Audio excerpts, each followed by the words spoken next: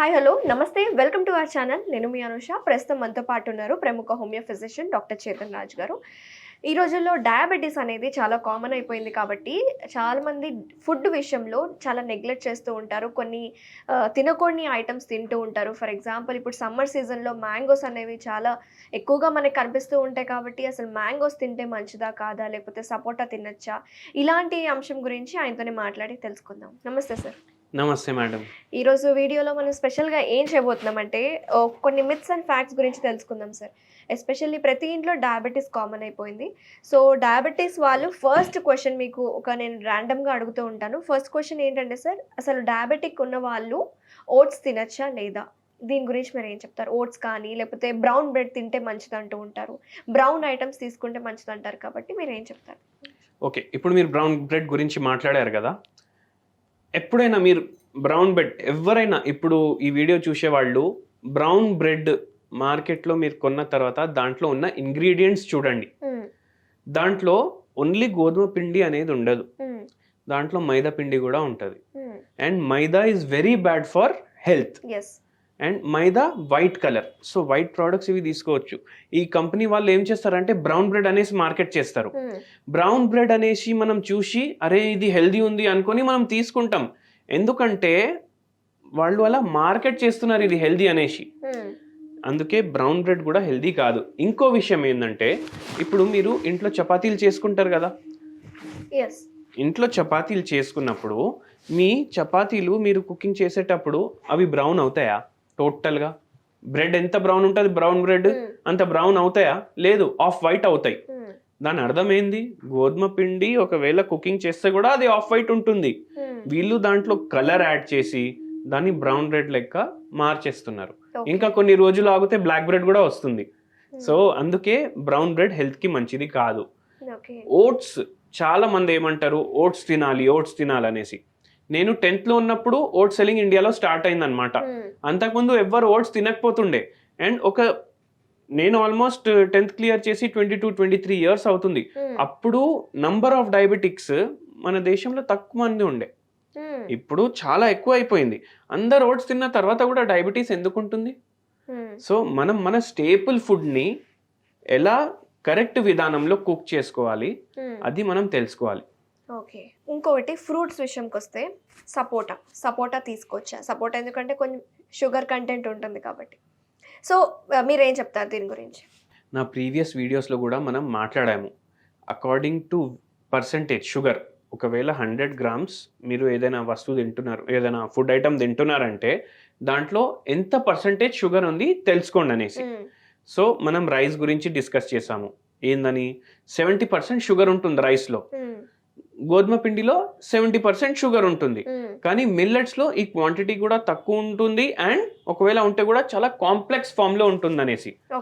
And అన్నిటికన్నా important ఏంటంటే వీటిలో గ్లూకోజ్ ఉంటుంది అండ్ ఫ్రూట్స్ లో ఫ్రక్టోస్ ఉంటుంది. అండ్ ఫ్రూట్స్ లో బెనిఫిట్ మనకు ఏముంటుందంటే ఫ్రూట్స్ లో మినిమం 50% దాని పర్సంటేజ్ వెయిట్ లో చూసుకుంటే మనకు వాటరే ఉంటుంది దాంట్లో. మీరు ఏ ఫ్రూట్ తీసుకున్నా, మీరు పొమోగ్రనేట్ తీసుకున్నా, మీరు అరటిపండు తీసుకున్నా, మీరు సపోటా తీసుకున్నా 50% అయితే వాటరే ఉంటుంది. అండ్ ఇవి rich in minerals and vitamins ఉంటాయి ఇవి. కరెక్ట్? ఓకే, సో ఇప్పుడు బై ఛాన్స్ మీరు వెజిటేబుల్స్ తీసుకుంటున్నారు అనుకోండి, దాంట్లో ఓన్లీ 5% కార్బోహైడ్రేట్, అది ఫ్రక్టోస్ ఉండొచ్చు, సుక్రోస్ ఉండొచ్చు, ఫైబర్ అయితే చాలా ఉంటుంది. సో ఫ్రూట్స్ లో కూడా అట్లనే మ్యాక్స్ టు మ్యాక్స్ 20% to 25%. చాలా హెవీ ఉన్న షుగర్స్ చాలా తక్కువ ఫ్రూట్స్ ఉంటాయి. ఇంకా అవి మీరు డైలీ తినరు. ఇప్పుడు నా దగ్గర షుగర్ పేషెంట్స్ చాలా పేషెంట్స్ వస్తారు, వాళ్ళ డయట్ మార్చి హోమియోపతి ట్రీట్మెంట్ తోటి నేను 2 years లో షుగర్ తగ్గిస్తాను. సో వాళ్ళు వచ్చినప్పుడు ఇప్పుడు సమ్మర్ స్టార్ట్ అయింది కదా, అందరూ స్టార్ట్ చేశారు అడగడం డైలీ, సార్ మామిడి పండు తినొచ్చా అనేసి. నా నెక్స్ట్ క్వశ్చన్ కూడా అదే, మీరే చెప్పేశారు. సో మొత్తం దాంట్లో ఎంత ఉంటుంది మేడం? ఫైబర్ ఉంటుంది, విటమిన్ సి ఉంటుంది. ఒకవేళ మనం ఫ్రూట్స్ ని టోటల్ కట్అవుట్ చేసేసాం అనుకోండి, మనకు మన బాడీకి కావాల్సిన విటమిన్స్ ఎక్కడి నుంచి వస్తాయి? మన బాడీలో అవసరం ఉన్న మినరల్స్ ఎక్కడి నుంచి వస్తాయి? మళ్ళీ చాలా మంది ఏం చేస్తారు, మల్టీవిటమిన్ తీసుకోవడం స్టార్ట్ చేస్తారు. Artificial is artificial, natural is natural. మీరు నా మంచిగా ఫిజికల్ యాక్టివిటీ మెయింటైన్ చేసి డయాబెటీస్ ఉంటే కూడా ఏ ఫ్రూట్ అన్నా తినొచ్చు అండ్ డయాబెటీస్ని టోటలీ రివర్స్ కూడా చేయొచ్చు. ఓకే ఇది నా ఓపెన్ ఛాలెంజ్. నా దగ్గర ఉన్న పేషెంట్స్కి కూడా నేను చెప్తాను, చాలా మందికి తగ్గింది కూడా. Okay okay so that is the thing. Okay మీకు తినండి కానీ పోర్షన్ సైజ్, పోర్షన్ కంట్రోల్. నాకు కన్సల్ట్ అవుతే నేను పేషెంట్ బిఎంఐని బట్టి వాళ్ళ డయాబెటీస్ ఎంత ఉంది వాళ్ళకు దాని అన్నిటినీ కన్సిడర్ చేసి నేను చెప్తాను ఎంత తీసుకోవాలి. నేను సజెస్ట్ చేస్తాను. సో మ్యాంగోస్ ఏమంటారు, మ్యాంగోస్ తినడం మంచిదే అంటారు కదా. ఓకే ఇది పక్కన పెడితే coming to drinks.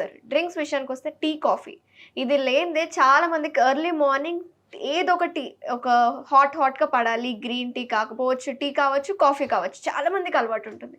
So tea, coffee తాగడం మంచిదేనా కాదా? నాకు కూడా డైలీ 10 కప్పులు కాఫీ తాగే అలవాటు ఉంది. సో ఇంపార్టెంట్ థింగ్ ఏంటంటే మనం కార్బోహైడ్రేట్ని కంట్రోల్లో పెట్టుకోవాలి. ఇప్పుడు డయాబెటిక్ పేషెంట్స్లో ఏమవుతుంది, ఐదర్ టోటల్ ప్రొడక్షన్ ఉండదు ఇన్సులిన్ది, లేదంటే ఇన్సులిన్ రెసిస్టెన్స్ ఉంటుంది, లేకపోతే ఎంత మాత్రలో ప్రొడ్యూస్ అవ్వాలి అది తగ్గిపోతుంది అనమాట. సో షుగర్స్ అవాయిడ్ చేయాలి, మనం కార్బోహైడ్రేట్స్ అవాయిడ్ చేయాలి. మిల్క్లో ఏముంటుంది, లాక్టోస్ ఉంటుంది. సో మీరు మిల్క్ని కట్అవుట్ చేయండి, మిల్క్ని కట్అవుట్ చేయండి.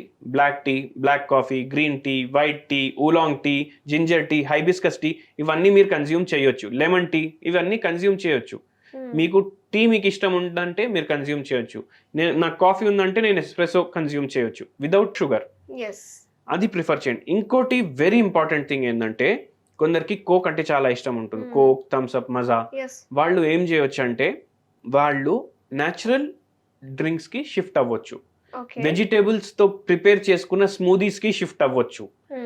అండ్ కొందరు ఏం చేస్తారు, అరే zero coke, coke diet coke, zero coke, diet Pepsi ఇవన్నీ స్టార్ట్ చేశారు. ఎందుకు, ఫస్ట్ డయాబెటీస్ పేషెంట్స్ ఎక్కువ అయ్యారు అండ్ షుగర్ మంచిది కాదు అనేసి ప్రచారం చేశారు.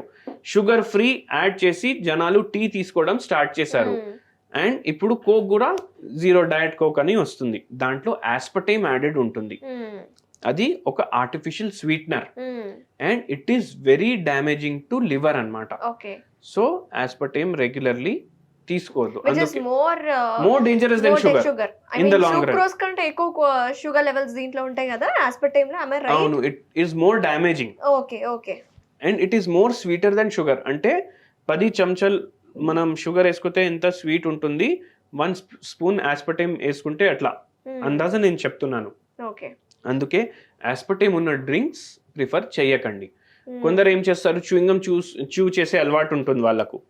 సో దాంట్లో కూడా షుగర్ ఫ్రీ చూయింగమ్స్ వస్తున్నాయి. సో దాంట్లో ఆస్పర్టేమ్ ఉంటే అవి కన్జ్యూమ్ చేయొద్దు. ఓకే, థ్యాంక్ యూ డాక్టర్ గారు. డయాబెటీస్ ఉన్న వాళ్ళు మిత్స్ అండ్ ఫ్యాక్ట్స్ గురించి చాలా డీటెయిల్గా మాకు క్లియర్గా, షార్ట్ అండ్ స్వీట్గా మాకు ఈరోజు వివరించినందుకు ధన్యవాదాలు.